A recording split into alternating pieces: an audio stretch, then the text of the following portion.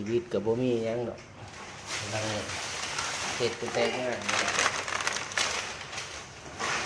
ทำไปมากนี่แหละ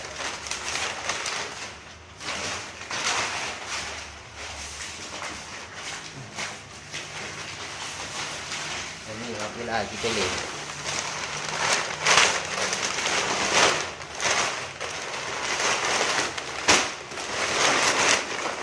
เฮ็ดงานเมื่อยบ่เมื่อย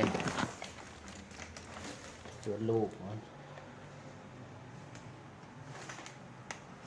นอนเล่นโทรศัพท์ไม่ได้ไปเรียนครับมื้อนี้ไปเฮ็ดบัตรให้เพิ่นนอนอย่างเดียวได้เพิ่นส่วนพ่อพี่